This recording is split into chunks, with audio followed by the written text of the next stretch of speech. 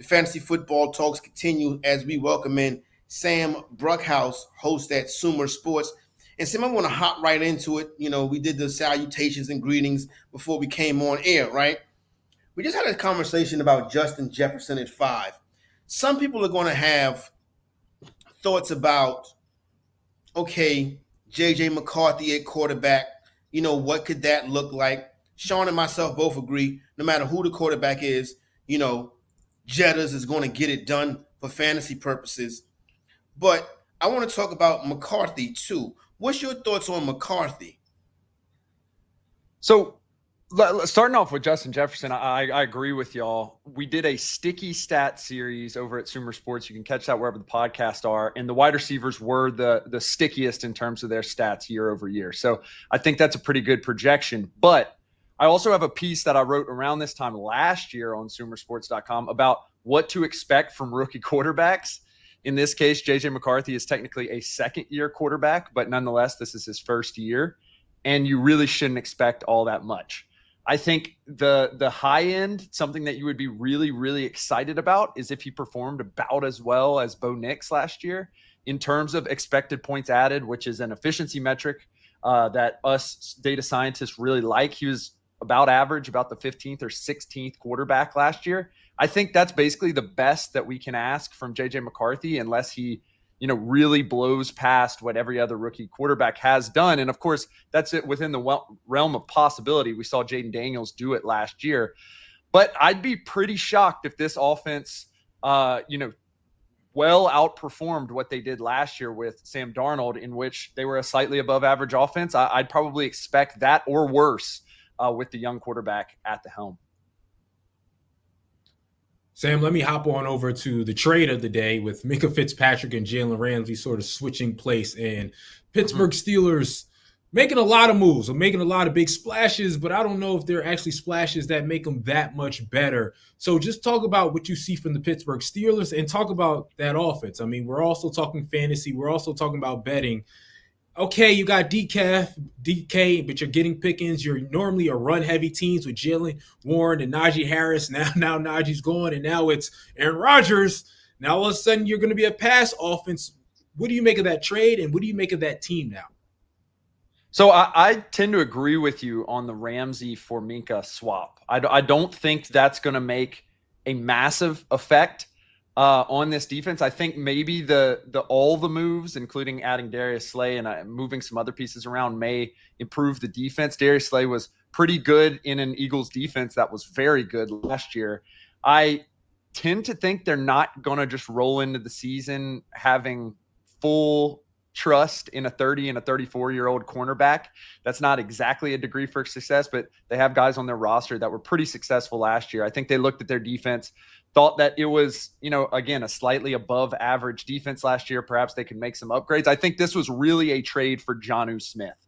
I think that's basically the big part of the trade for Arthur Smith, the offensive coordinator of the Pittsburgh Steelers. I think he's going to be a weapon for Arthur Smith. And I think actually this is going to end up being a very heavy offense that's going to utilize zone runs, utilize their rookie running back quite a bit, also utilize Jalen Warren to a certain bit. I don't think this Aaron Rodgers-led offense is going to end up looking like the Jets did last year, where he was kind of at his leisure to do whatever he wanted, sling the ball around, wait for the play clock to go all the way down and figure out what the defense was doing. I don't think that's going to be the case. I expect Jonnu Smith, Pat Freiermuth, Darnell Washington, and that stable of running backs to be heavily utilized as compared to what we saw in other Rodgers offenses in the past. Going back up to the top of the board, right? Mentioned Jamar Chase, 7-on-7 style, the Cincinnati Bengals play sets up perfectly for him. Coming in at 1-2, this is according to the National Fantasy Football Championship, with Bijan Robinson, followed by Saquon Barkley. Then Jahmyr Gibbs. Where are you at on Jahmyr Gibbs coming into the season?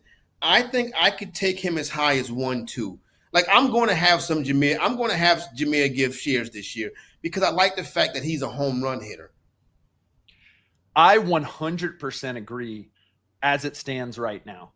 Obviously, we have training camp injuries, the running back position, as I talked about that sticky stat series, which you can find wherever podcasts are found. Running backs are immensely variable, very hard to predict what's going to go on in any given year. But if I were to trust in someone, it would probably be Jahmyr Gibbs. You look at any advanced statistic, and it indicates that if Jahmyr Gibbs gets more carries, he will be the best running back in the league behind that excellent Detroit Lions offensive line and within the context of that excellent offense that includes guys like Amon-Ra St. Brown, Jared Goff, and all kinds of other weapons at other positions. He can run the ball. He can catch the ball. And I think he's an absolute weapon. I probably think that he has the highest upside of any fantasy player this year.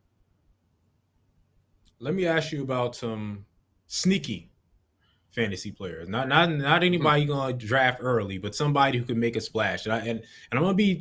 I'll ask you overall later a sneaky pick, but I'm gonna be a little selfish. The Chargers are a team that I believe in, quite frankly, because I just believe in Jim Harbaugh. Even though I'm a Penn State guy and I hate Michigan, I still believe everything that Jim Harbaugh does and how he's able to develop. Last year, heavy on the running game. He's always heavy on the running game, heavy on the tight ends. But he opened it up a little bit late in the season. What do you see from that offense with Ladd McConkey, how he developed as a rookie wide receiver? Because I also think that rookie running back may be their new Ladd McConkey in the fact that a rookie that provides a lot for that team in that offense. What do you think some of the things that they can do and be a sneaky good, you know what I mean, draft pick late when it comes to fantasy? So I 100% agree. I think Ladd McConkey is a guy who can be a difference maker this year in fantasy. But the grander kind of point that I want to make is I think there's just a lot more tier 1 and tier 2 wide receivers this year than there have been in years past when it comes to fantasy and betting. I think typically people look at it as a 2-player tier at the top, Justin Jefferson and Ja'Marr Chase. I think it could be up to 8 players this year. That includes guys like Puka Nacua, Amon-Ra St. Brown, A.J. Brown. And I think Ladd McConkey and Brian Thomas Jr. are right at the end of that tier 1, probably the best players in tier 2. But I think there's a lot of guys who, if healthy, if they can make 17 games, which is really the only variable here, are absolutely fantastic when it comes to yards per route run and are target earners. Those are 2 immensely sticky stats that go year over year and indicate that a person can be an absolute fantasy menace. There's a ton of wide receivers this year. I don't think this is probably going to be the year to employ the 0 running back strategy in redrafts. And I think it's going to be the year to wait for a wide receiver. And I think Ladd McConkey could be one of those guys. Interesting. When you name that top tier of wide receivers, you said it can go far as 8 deep. You didn't mention CeeDee Lamb. Was that done purposely or was that just an oversight? No, I think he's probably the 3rd best wide receiver in the league right now as it stands. It was definitely just an oversight. And I think that people may look at something like target share, which is one of the stickiest stats by far. We're talking like there's a 75% correlation year over year. That means that, it very rarely shifts if a player is healthy.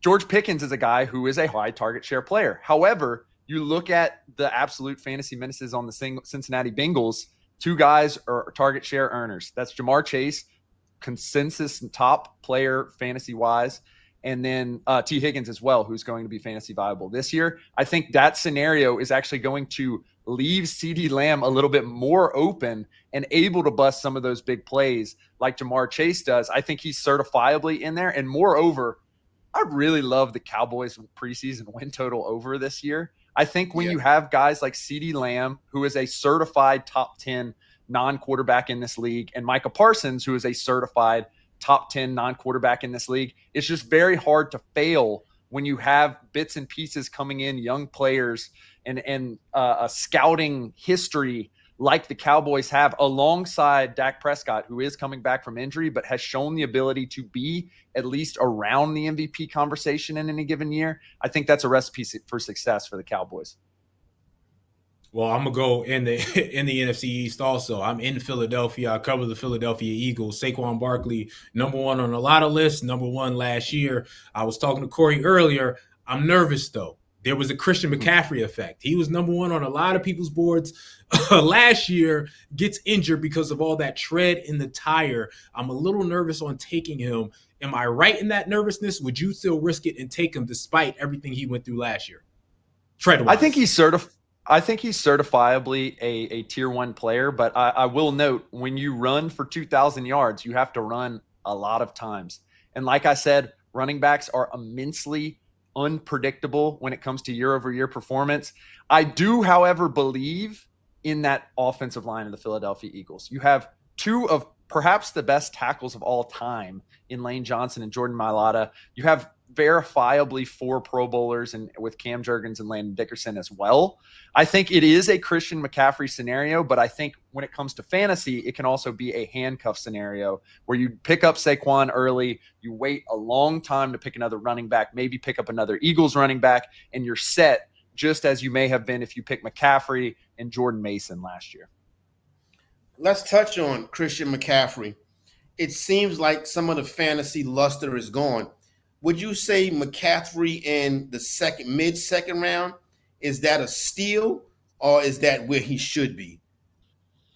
When we are looking at the distributions of the players at Christian McCaffrey's age and the players at Christian McCaffrey's injury history, it indicates that he is going to be a boom or bust candidate. So I think there are probably going to be other guys at the running back position, particularly later, that you may be a little bit more interested in, but there's not going to be anyone with the ceiling of McCaffrey. So if you are a more, risky player, you can tolerate that risk. And like I said, you have a strategy in which you're going to get a handcuff later. Primarily probably going to be Isaac Garando this year, the running back who showed some promise out of Louisville last year, second-year player. I think that could be a viable strategy. I, for one, am going to keep away from McCaffrey. And the reason why is every other year, for the most part in his career, he has not played. And once you start getting up into, near the 30s in age, it's just a real risk. I think there's better players to be had. That's currently my view. I'm open to be wrong there. Let me ask you, I teased it earlier about surprise players, right? Again, Omarion Hampton, I'm hoping, is one of those guys for the San Diego Chargers. What's a surprise guy that people can look for that the guy they wanted is gone and they're not sure about who they want to pick in the later rounds for a backup? Who's a surprise person who's not on the top of these lists that you could say, go for that guy, he may surprise you? So I think a lot of people are going to get stuck on Brock Bowers' year last year. And I think people are going to want to pick up a first-round tight end and go Tyler Warren or Colston Loveland. But Tyler Warren is a scenario where the quarterback situation is not really crystallized at all. And then Colston Loveland's in a scenario where there are a lot of different options, even at the tight end position. So I think someone who's flying under the radar is Mason Taylor, the tight end out of LSU for the Jets. Not a ton of weapons on that Jets offense. They let Devontae Adams go, who was their major target earner last year alongside Garrett Wilson. I think we're going to see a lot of Garrett Wilson. I think we're going to see a lot of Breece Hall. And I think Mason Taylor is going to be the major guy in the Tanner Engstrand offense that Justin Fields will be targeting down the line. I think there's a good bet, a good high-end distribution in his ability to be the best rookie tight end. And I think he could be someone that you could pick up late who could make a difference. Mason Taylor, is that Jason Taylor, Miami Dolphin legend's son? I think it is. Yeah, I believe it's his son, or I know it's by relation. He's from Miami. He played for years with Brian Kelly at LSU, played with Gary Nussmeier, Jaden Daniels, was immensely productive and was a target earner. And I think that's going to be the difference, given that Justin Fields is probably going to be more of a point and shoot guy in the passing game for the Jets, and then obviously going to add that running piece as well for their offense. I'm really excited about this Jets team. I'm excited to see what Aaron Glenn and Tanner Engstrand can put together, particularly on that offense, because I think their offensive line is a little underrated. No doubt. Good stuff right there. Sam Bruckhouse, Sumer Sports. Good job, my man. Appreciate you having it on, breaking that stuff down. Let's talk to you again as we move through the summer. Appreciate y'all.